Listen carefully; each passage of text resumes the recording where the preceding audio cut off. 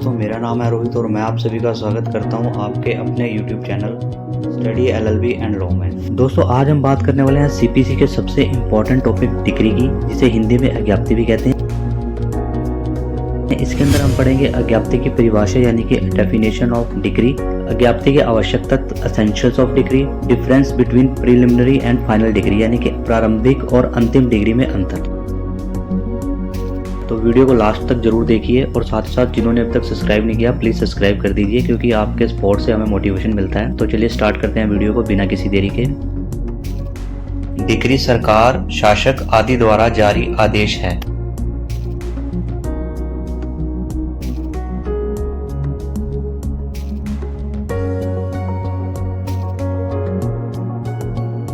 अब एक एग्जाम्पल से समझते हैं। जैसे कि मान लीजिए हस्बैंड और वाइफ के दोनों के बीच में विवाद है। विवाद इतना बढ़ गया है कि वो बात डिवोर्स तक पहुंच चुकी है।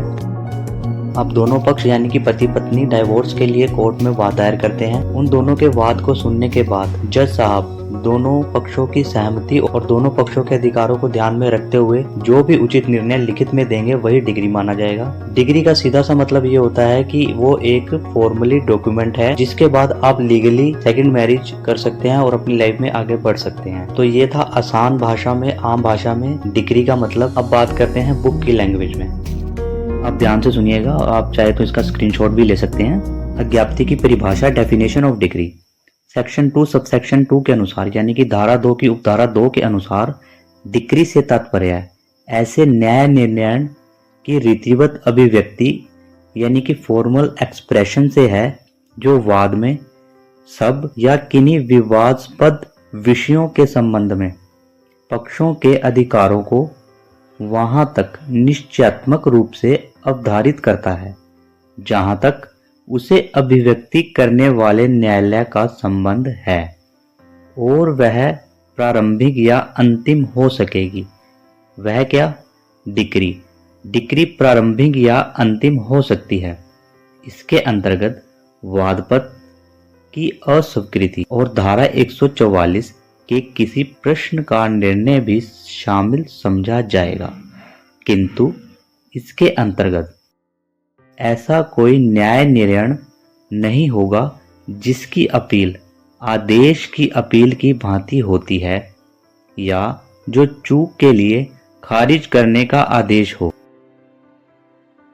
नेक्स्ट पॉइंट है स्पष्टीकरण यानी कि एक्सप्लेनेशन। कोई भी डिग्री आरंभिक प्रीलिमिनरी तब होती है जब वाद के पूर्ण रूप से निपटारा किए जाने से पहले और भी अगली कार्यवाही की जानी हो, यानी कि अभी कार्यवाही पूरी नहीं हुई है, इस कार्यवाही के बाद और कार्यवाही भी हो सकती है, उससे पहले ही कोई डिग्री मिली हो, उसे आरंभिक डिग्री कहते हैं।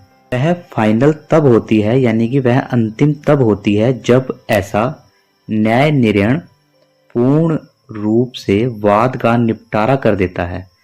वाद का पूर्ण रूप से निपटारा होने के बाद जो डिग्री मिलती है उसे फाइनल या अंतिम डिग्री कहते हैं।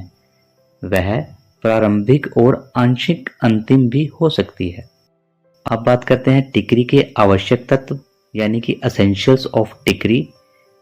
डिग्री का सबसे आवश्यक तत्व यह है कि न्याय निर्णय औपचारिक ढंग से अभिव्यक्त किया जाना चाहिए, यानी कि वो फॉर्मली हो, पूरा रिटन वे में एक अच्छे ढंग से उसको पेश किया जाना चाहिए।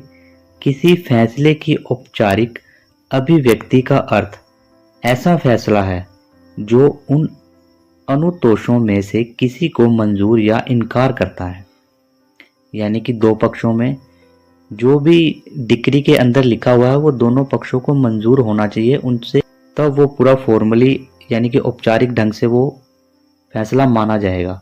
जिनका वाद पत्र में दावा किया गया है जो औपचारिक घोषणा में दिए गए हैं, यानी कि जो औपचारिक घोषणा की जा रही है उसके अंदर जो भी दावा किया गया है वाद पत्र के अंदर। दूसरा पॉइंट है इसमें, न्याय निर्णय किसी वाद में दिए गया होना चाहिए।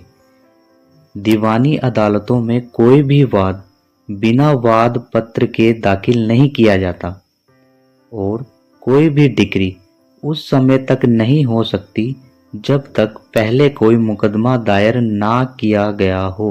यानी कि डिक्री किसी भी मुकदमा दायर होने के बाद ही मिल सकती है। किसी वाद का वह अनिवार्य भाग है जो उस वाद का तर्क संगत निष्कर्ष है।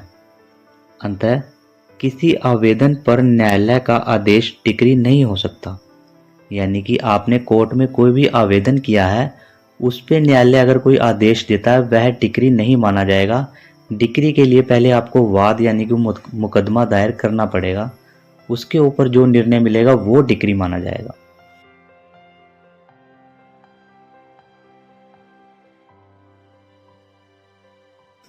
तीसरा पॉइंट है, डिक्री के द्वारा वाद में विवादग्रस्त वस्तुओं में से किसी एक या सभी के संबंध में पक्षों के अधिकार निर्धारण किया गया हो। जो न्याय विवादास्पद प्रश्नों में से किसी एक का निर्णय नहीं करता उसे डिक्री नहीं कहा जा सकता। पॉइंट, यह भी आवश्यक है कि न्याय निर्णय निश्चायक हो, अर्थात जहां तक उसे जारी करने वाले न्यायालय का संबंध है वह पूर्ण तथा अंतिम हो। अब हम बात करते हैं प्रारंभिक और अंतिम डिग्री में अंतर, यानी कि difference between preliminary and final decree. प्रारंभिक डिग्री तब होती है जब इसके पहले की वाद का पूर्ण रूप से निपटारा हो, उसके संबंध में कुछ और भी प्रक्रिया करने को शेष रहती हो। ऐसी डिग्री उस वाद में निहित विवादास्पद विषयों में से सब या उनमें से किन्हीं के संबंध में पक्षों के अधिकारों का निश्चय करती है, लेकिन वह पूर्ण रूप से उस वाद का निपटारा नहीं करती।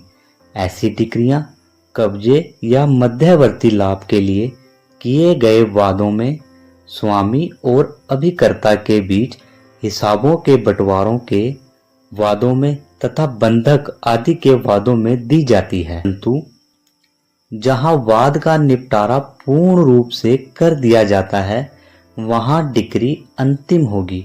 वास्तव में अंतिम डिग्री का कार्य दर्शक रूप में उसी चीज को फिर से कहना और लागू करना होता है जिसे प्रारंभिक डिग्री में व्यवस्थित किया है। ये डिग्रियां उसी एक वाद में होती हैं। यदि किसी मामले में प्रारंभिक डिग्री रद्द कर दी जाती है तो अंतिम डिग्री स्वयं प्राप्त हो जाती है। दूसरा डिफरेंस है, प्रारंभिक डिग्री यह तय करती है कि वाद में क्या किया जाना है, जबकि अंतिम डिग्री उस परिणाम के बारे में बतलाती है जिसे प्रारंभिक डिग्री द्वारा किया गया है। तीसरा पॉइंट, प्रारंभिक डिग्री अंतिम डिग्री पर निर्भर नहीं करती, परंतु अंतिम डिग्री प्रारंभिक डिग्री पर निर्भर करती है जो उसके अधीन होती है और वह अंतिम डिग्री पारित होने पर समाप्त नहीं होती। फोर्थ पॉइंट, किसी वाद में पारित प्रारंभिक डिग्री, चाहे यह बंधक का वाद हो या विभाजन का, उन समस्त विषयों के लिए जिनका वर्णन उसमें किया गया है निश्चयात्मक होगी और ऐसे मामलों में जहां दोनों डिग्रियों के पारित किए जाने का प्रावधान है अंतिम डिग्री ही निश्चयात्मक कही जाएगी। फिफ्थ पॉइंट है, कोई भी degree partially preliminary and partially final हो सकती है, यानी कि आंशिक प्रारंभिक और आंशिक अंतिम हो सकती है। भूमि का कब्जा और मध्यवर्ती लाभों के लिए किसी मुकदमे में न्यायालय वादी के पक्ष में भूमि के कब्जे का आदेश देती है और उन लाभों को जांच करने का आदेश देती है। उस डिग्री का पहला भाग अंतिम होता है क्योंकि वह मध्यवर्ती लाभ के बारे में जांच का निर्देश देती है। हमारा अगला टॉपिक है डिक्री और आदेश में अंतर, यानी कि difference between decree and order. पहला पॉइंट है, प्रत्येक डिग्री से अपील की जा सकती है, अर्थात डिक्री से प्रथम अपील उस समय तक की जा सकती है जब तक वह इस संहिता द्वारा अभिव्यक्ति रूप से प्रतिषिद्ध ना हो, परंतु प्रत्येक आदेश से अपील नहीं हो सकती। केवल उन्हीं आदेशों से अपील की जा सकती है जो धारा 104 तथा आदेश 13 के नियमों में वर्णित हैं। डिक्री और आदेश में दूसरा मुख्य अंतर यह है कि डिक्री के मामले में द्वितीय अपील उच्च न्यायालय में होती है। यदि उसमें कोई कानूनी प्रश्न अंतर्ग्रस्त होता है, परंतु योग्य आदेशों के मामले में कोई द्वितीय अपील नहीं होती। डिक्री और आदेश में तीसरा अंतर यह है कि डिक्री एक निर्णय होती है जो विवादग्रस्त विषयों में वे सभी के या उनमें से किन्हीं के संबंध में पक्षकारों के अधिकारों का पूर्ण रूपेण निपटारा करती है, परंतु कोई आदेश पक्षों के अधिकारों का निपटारा कर भी सकता है और नहीं भी। डिक्री किसी वाद से उत्पन्न होती है जो एक वाद पत्र के पेश किए जाने से शुरू हो, परंतु आदेश के लिए आवश्यक नहीं है कि वह किसी वाद में उत्पन्न हुआ हो। किसी भी आवेदन पत्र के प्रस्तुत किए जाने पर आदेश दिया जा सकता है।